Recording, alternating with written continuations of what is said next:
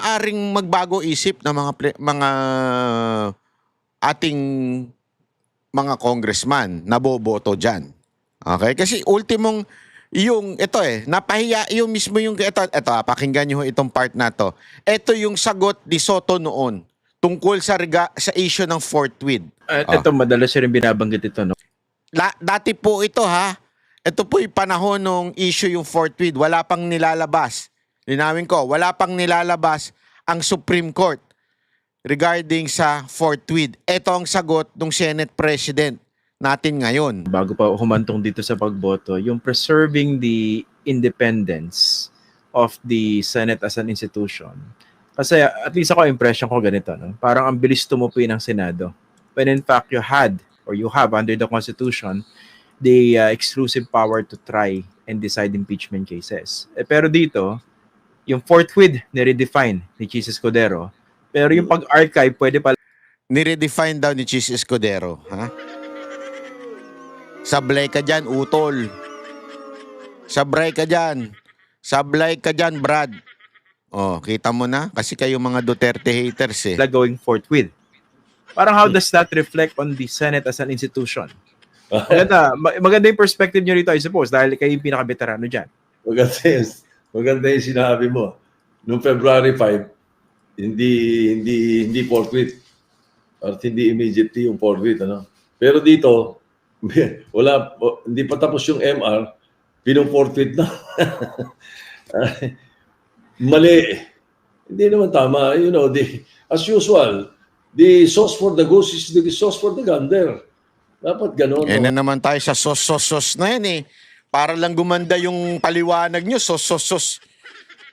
Para lang mukhang matalino kayo Tinan mo to si Soto, apakayabang din. Alam daw niya yung salitang forthwith. Pero ang sagot ko dyan kasi baka ang sinabi kasi ng Supreme Court, immediately executory. Di ba si Senator Chis made the distinction between forthwith and immediately at the start. Ano lang naman, levity aside. Sa mga professor kasi pareho daw meaning noon, sabi nga nila. But then again, binasa ko yung teka, naalala ko yung De Pedro versus Romasan Development Corporation, GR 194751. 2015 ito sabi ng Supreme Court, while the Supreme Court's decisions are immediately executory, they are not considered final until the lapse of the prescribed period without a motion for reconsideration or upon the denial of such motion. Supreme Court na may sabi nito Sila rin. Sila rin may sabi niyan So hindi immediately executory. Immediately executory pag final na. Ayan daw immediately executory pag final na. Yan daw yung forthwith, kailangan immediately. Okay?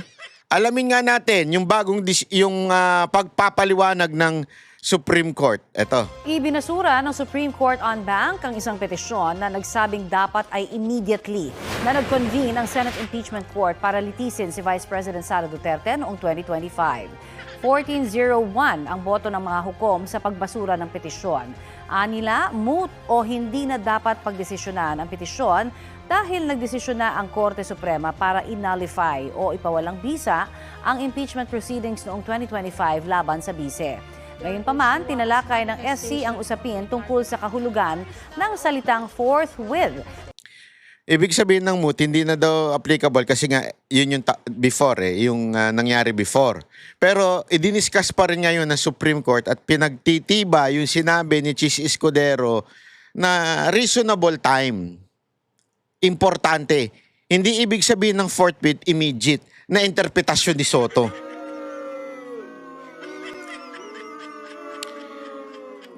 Dito, napaka-importante nito. Napaka-importanting maunawaan natin ito dahil mga kababayan, kung ang magli-lead sa atin sa impeachment ay isang katulad ni Soto na mali-mali mag-interpret ng mga terminolohiya ng batas. Kaya dapat talaga mapalitan itong Senate President na ito. Kasi lagay naman kayo ng lawyer sa Senate President, pambihira naman kayo. Mantakin mo, pinuno ng mataas na kapulungan na mga mambabatas ay hindi lawyer, isang komedyante. So ano mangyayari? Magiging komedya at drama ang Senado.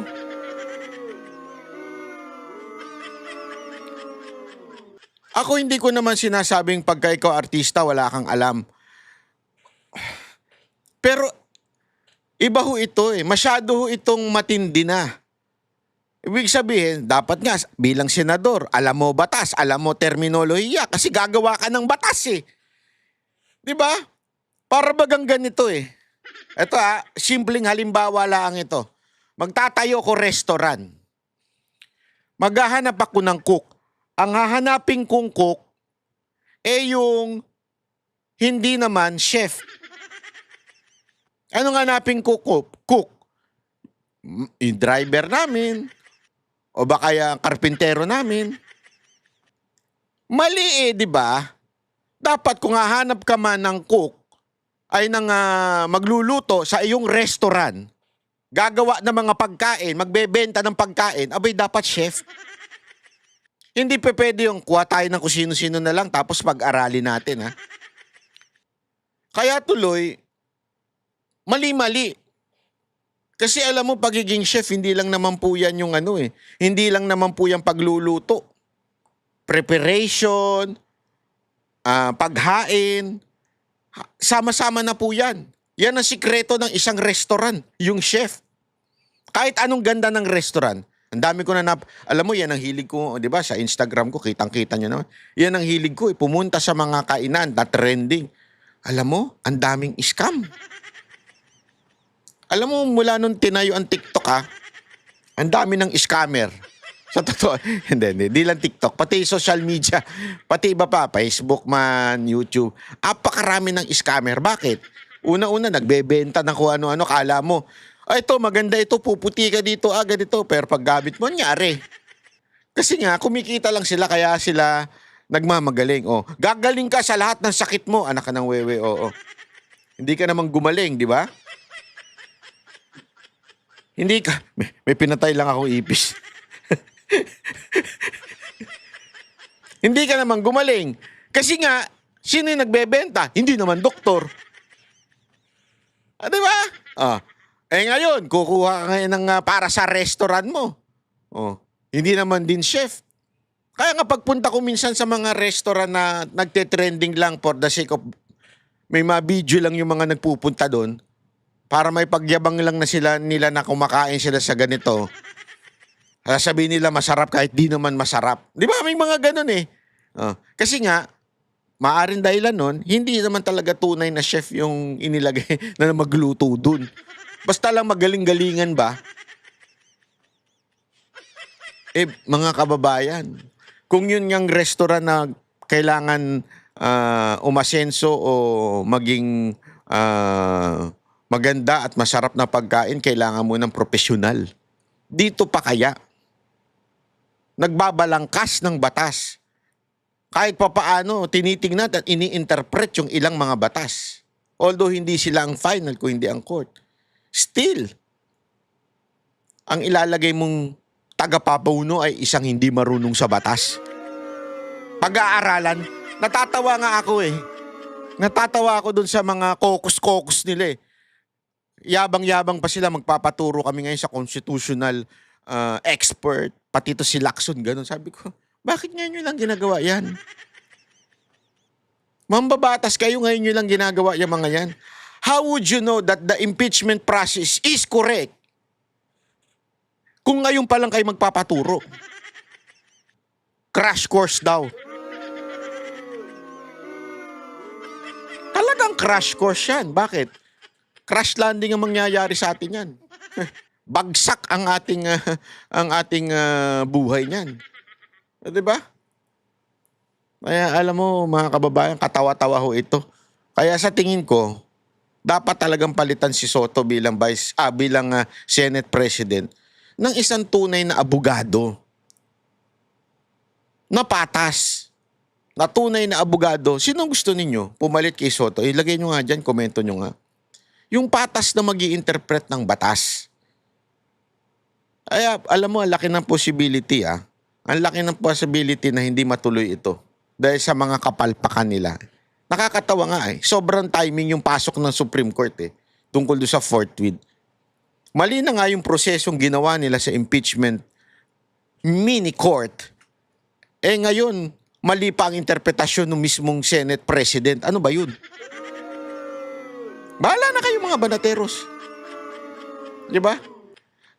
Alam mo, eto na lang mga kababayan. Sana like and share ho ng video natin para mas mapalawak pa po natin ang usapin patungkol ho dito dahil mainit pa ang mga darating na araw. Kaya dapat nga nakaklik yung notification nyo para pag meron tayong bagong video, mapanood nyo kagad. Kasi dapat tayo updated sa nangyayari sa bayan natin para mas maintindihan natin kung paano tayo ginagago ng gobyerno na to. I-like, i-share nyo itong video na ito, subscribe kung hindi pa ako kayo subscriber. Madali lang ho.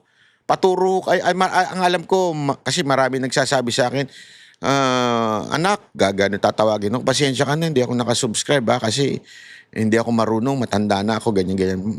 Lolo, lola, baka pwedeng tawagin nyo muna yung mga apo ninyo, mga anak ninyo, paturo kayo sa kanila. Anak, turo mo naman ako, kailangan ko mag-subscribe kay Banatbay. Ang subscription po, wala akong bayad dyan. Malinaw po yan, wala akong bayad na mag-subscribe sa YouTube. So, pwede nyo utusan yung anak nyo, subscribe kayo sa YouTube. Diba? Mag-subscribe po kayo. Pero kung gusto nyo suporta kay Banatbay, meron yung may bayad, yung membership. Pero wala akong pilitan doon. Kung gusto nyo lang maging patuloy na independent si Banatbay, may membership po dyan. Mag-ano ho kayo pa-member. Okay po, maraming salamat po. Magkita-kita ulit tayo sa susunod na ating video. Ako po si Banatbay. Happy weekend po. God bless you. Kami ang boses ng masa, hindi natatakot. Katotohanan lang, di kami nalulunod.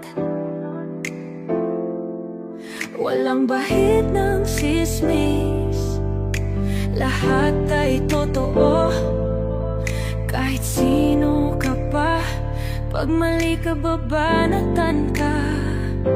Walang pinipili kulay, wala kaming kinikilingan.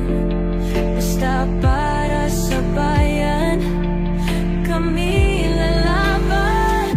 Pag tama palakpakan, pag mali banatan. Di matitinag, di matatakot, para sa bayan tuloy ang sigaw. Sa harap ng kamera, walang halong takot. Mga baluktot, lahat kayo'y tutumba. Ang hustisya at totoo, yun lang ang mahalaga. Kahit sinong harang, di kami matitinag. Walang pinipiling kulay, wala kaming kinikilingan. Basta para sa bayan, kami lalaban. Pag tama palakpakan,